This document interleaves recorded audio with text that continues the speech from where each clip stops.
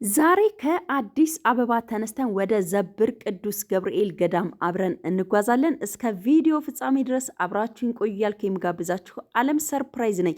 ወደ ዘብር ቅዱስ ገብርኤል ገዳም እንግዲህ ሁላችሁም ፈቅዶልን ለደጁን ለመርገጥ የበቃ ነውም እንዳለን ሆነን እስካሁን ደግሞ ደጁን ያልረገጣችሁ እግዚአብሔር አምላክ ፈቅዶላችሁ ደጁን ለመርገጥ ያብቃችሁ እያልኩኝ መልካም ምኞቴን ለመመኘት እወዳለሁኝ። እንግዲህ ወደ ዘብር ቅዱስ ገብርኤል ስንሄድ ከአዲስ አበባ በደብረ ብርሃን አድርገን ተነስተን ነው ማለት ነው። እንግዲህ ወደ ዘብር የምንሄደው ዘብር ስትሄዱ በውስጣችሁ ያለባችሁን ጥያቄ የሚፈታላችሁ ገዳም ነው። በውስጣችሁ የሚመላለሰውን ገንዘባችሁ የተበላባችሁ ለሰው አበድራችሁ ያልተመለሰላችሁ በተለያየ አጋጣሚ የእናንተ የሆነን ነገር ሌላ ሰው ወስዶባችሁ የካዳችሁ ወይም ደግሞ ያልመለሰላችሁ ካለ ዘብር ገብርኤል እንግዲህ ያስመልስላችኋል ማለት ነው። ዘብር ሄዶ ልመናውን አቅርቦ ጸሎቱን አቅርቦ ጸሎቱ ያልተሰማለት ሰው አለ ለማለት ይከብደኛል። ለኛ የሚጠቅመን ከሆነ እግዚአብሔር አምላክ ይሰጠናል፣ የማይበጀን ከሆነ ደግሞ ይይዘዋል ማለት ነው። ምክንያቱም ልጆቹን እንድንጠፋበት ስለማይፈልግ። ዘብር ገብርኤል እንግዲህ እኛም በጠዋት ተነስተን ሄድን።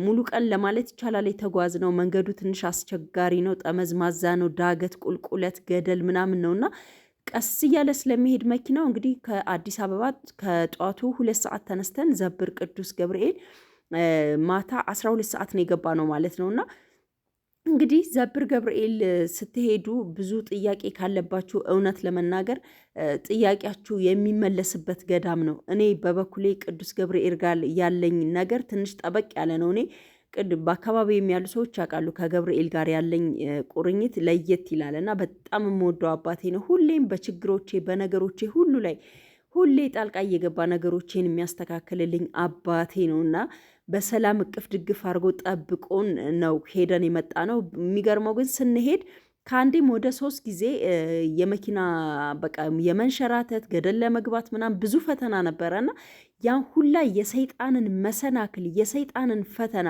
ስብርብር እያረገ የኔ አባት የኔ ቅዱስ ገብርኤል ከፈጣሪያችን ከቅዱስ እግዚአብሔር እያማለደን ስብርብር አድርጎ ብጥስጥስ አድርጎ ያን ሁላ መሰናክል በሰላም ልጆቹን እቅፍ ድግፍ አድርጎ ደጁን እንድንረግጥ አድርጎናል እና እጅግ አስጨናቂ የነበረውን ጉዞ መጨረሻውን ግን በደስታ የቀየረልን አምላካችን መድኃኒታችን ኢየሱስ ክርስቶስ ስሙ የተመሰገነ ይሁን። እንግዲህ እስኪ ዘብር ገብርኤል ሄዳችሁ የምታውቁ የተደረገላችሁን እስኪ ምስክርነታችሁን ስጡ፣ መስክሩ። ያደረገላችሁን ሁላችሁም ኮሜንት ላይ ምስክርነታችሁን እንድትሰጡልኝ እፈልጋለሁ። አባታችንን እናመስግነውና እስኪ ሌሎቻችሁስ እንዴት አያችሁት የዘብርን ገብርኤልን መንገድ? እኔ እንግዲህ ያው ዳገቱ ምናምን በጣም ስለፈራሁ መቅረጽ አልቻልኩም። ስንመለስ ያለውን ብቻ ነው የቀረጽኩት። እንደዚህ ከጻድቃኔ ከወጣም በኋላ ያለውን መንገድ ማለት ነውና እኔ ያው በጣም ስለምፈራ መቅረጽ ትንሽ ከበደኝ። በቃ አልቻልኩምና ያው ቢያንስ ይሄንን ልቅረጽ ብዬ እንግዲህ ያው የደብረ ብርሃንን መንገድ ቀርጬ የላችኋለሁ ማለት ነውና እንግዲህ እዚህ ጋር ዘብር ገብርኤል ግቢ ነው ይሄ።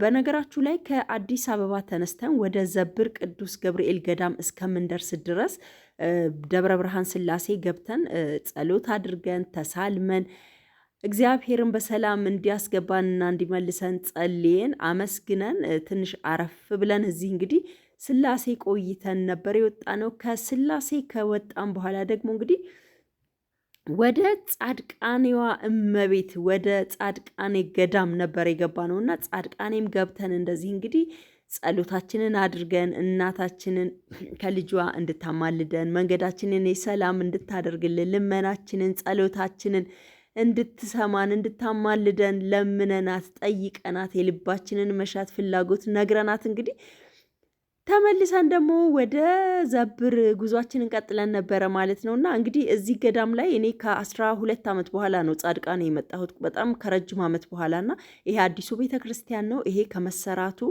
በፊት ነው እኔ እንግዲህ የመጣሁት ገና ተጀምሮ እያለና ሳየው በጣም ነው ደስ ያለኝ። እዚህ ያለውን ሰላም የትም የትም የትም አታገኙትም። በምንም አይነት ተመንና ገንዘብ የማታገኙት ሰላም ነው እዚህ ያለውና እውነት ለመናገር እዚህ ስንገባ ያልጮኸ መንፈስ አለ ለማለት ይከብደኛል። ጸጥ ያለ ነው፣ ሰላም አለው። መንፈሶቹ ግን ልነግራችሁ አልችልም። በቃ ደጇን ሲረግጡ እሳት ነው የሆነባቸውና በጣም ብዙ መንፈሶች ተነስተው እየጮሁ ነበረና እግዚአብሔር ይመስገን በሰላም ሄደን ተመልሰናል። እኛም እንግዲህ እስኪ ሌሎቻችሁም ዘብርን እንዴት አገኛችሁት? አባታችን ጋር ሄዳችሁ ልመናችሁ፣ ጸሎታችሁ፣ ጥያቄያችሁ ተመለሰላችሁ ወይ?